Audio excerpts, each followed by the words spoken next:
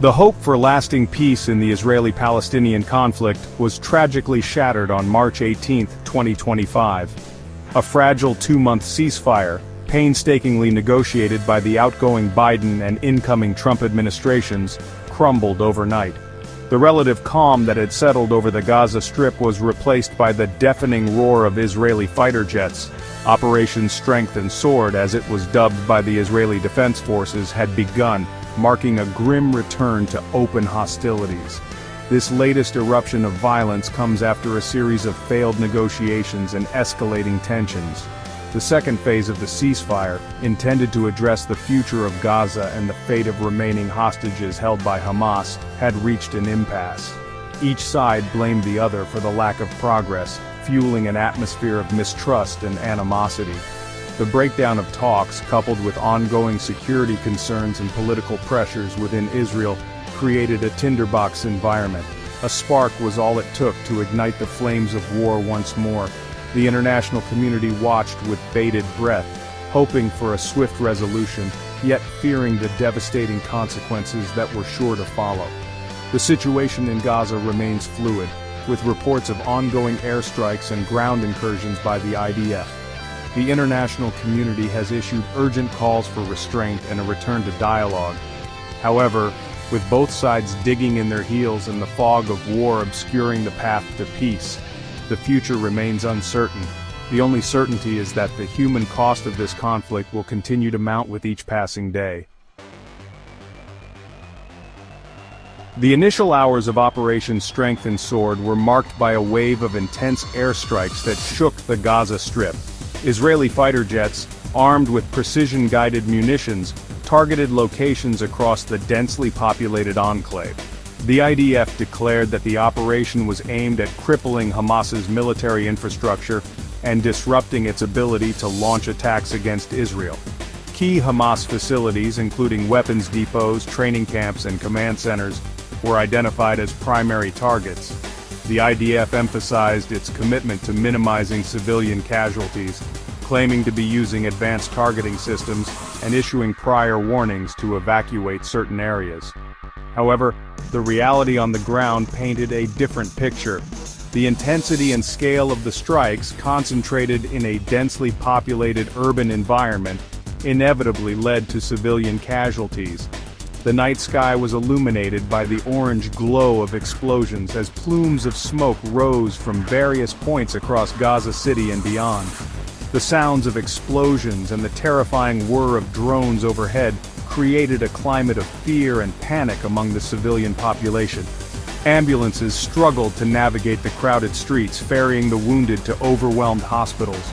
The initial hours of the operation left Gaza reeling, its fragile infrastructure further devastated, and its people grappling with the trauma of renewed violence.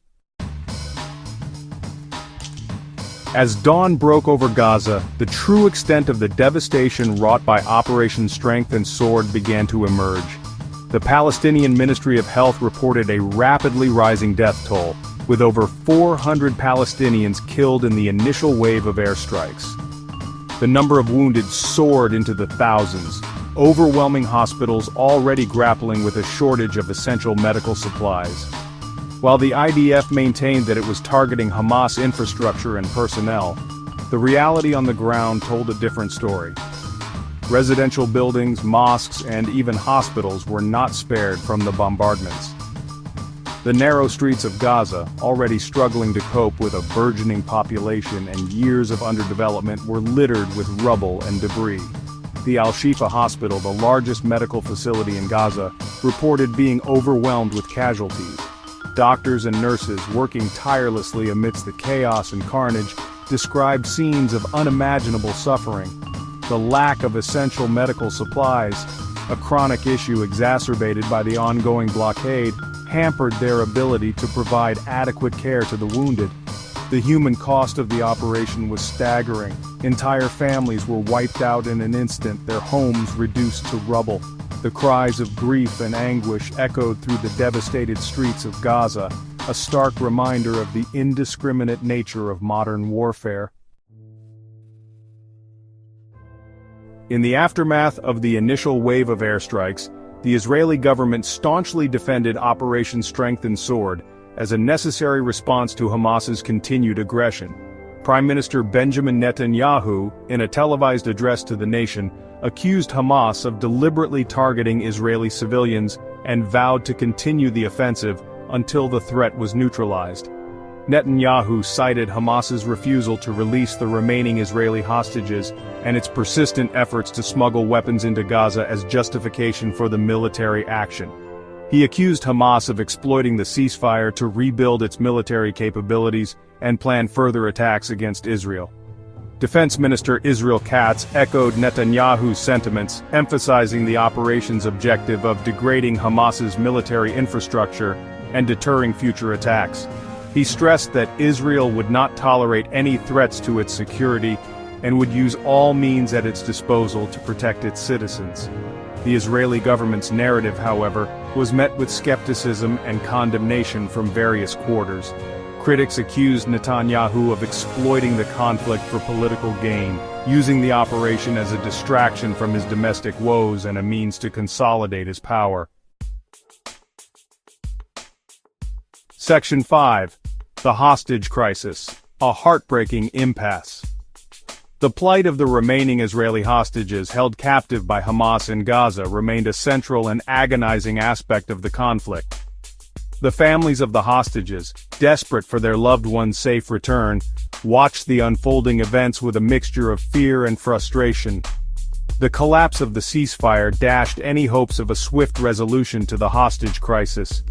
The families accused both the Israeli government and Hamas of prioritizing their own interests over the lives of their loved ones. They pleaded for a humanitarian corridor to be established, allowing for the safe passage of the hostages out of the conflict zone. The hostage crisis added another layer of complexity to the already volatile situation. Hamas, viewing the hostages as valuable bargaining chips, refused to release them without significant concessions from Israel. The Israeli government, under intense public pressure to secure the hostages' release, found itself caught between its desire to avoid further escalation and its commitment to bringing its citizens home. The families, caught in the middle of this geopolitical tug-of-war, could only wait and pray, their hopes dwindling with each passing day. The hostage crisis, a stark reminder of the human cost of the conflict, remained a heartbreaking impasse, casting a long shadow over any prospects for peace. Section 6. Global Reactions, Condemnation, Concern, and Calculated Silence. The international community's response to the renewed outbreak of violence in Gaza was swift and multifaceted. The United Nations Security Council convened an emergency meeting calling for an immediate ceasefire and urging both sides to exercise restraint. The United States, while expressing support for Israel's right to defend itself, also voiced concern over the escalating humanitarian crisis in Gaza. The European Union condemned the violence and called for a return to dialogue, emphasizing the need for a peaceful resolution that addressed the root causes of the conflict. However, the international response was not without its divisions. Russia, a long-standing ally of the Palestinian Authority, condemned Israel's military action as disproportionate and called for an end to the blockade on Gaza. China expressed deep concern over the escalating violence and urged all parties to exercise restraint. The Arab League, in an emergency session, condemned Israel's airstrikes and called for international action to protect Palestinian civilians. The organization accused Israel of war crimes and called for an independent investigation into the targeting of civilian infrastructure. Section 7. A History of Violence, Echoes of Past Conflicts. The latest eruption of violence in Gaza is but another chapter in a decades-long conflict marked by cycles of violence, failed negotiations, and entrenched mistrust.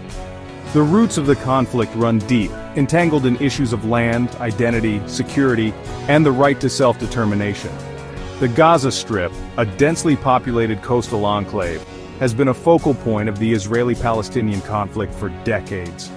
Controlled by Egypt following the 1948 Arab-Israeli War, Gaza came under Israeli occupation after the 1967 Six-Day War. The First Intifada, a Palestinian uprising against Israeli occupation, erupted in 1987, lasting for 6 years. The Oslo Accords, signed in the 1990s, raised hopes for a peaceful two-state solution.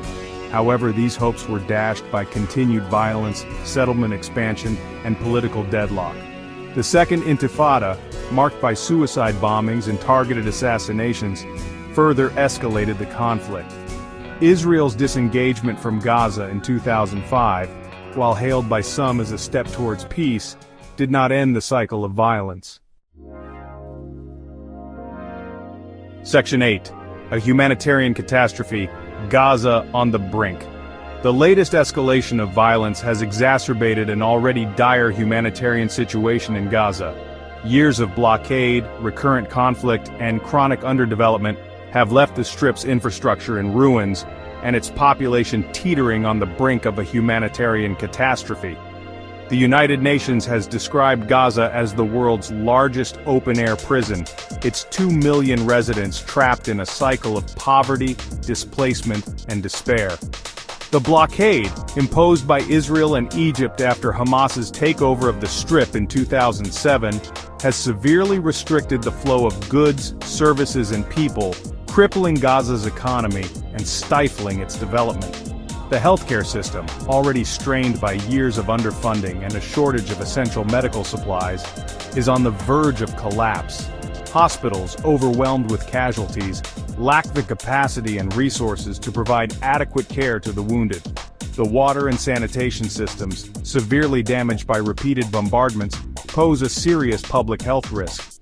The psychological toll of the conflict, particularly on children who have known nothing but war and displacement, is immeasurable.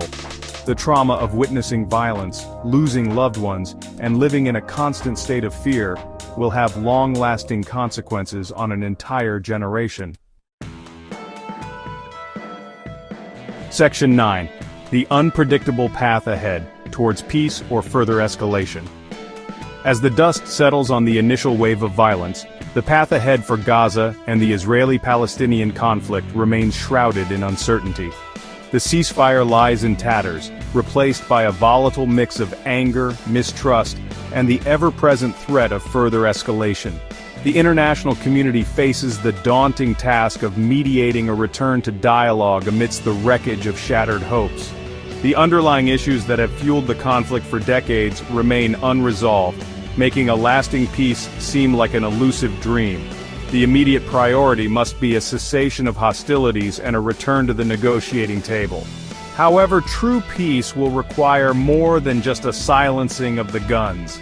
It demands a fundamental shift in mindset, a willingness to address the root causes of the conflict, and a commitment to finding a just and sustainable solution that guarantees the security and dignity of both Palestinians and Israelis.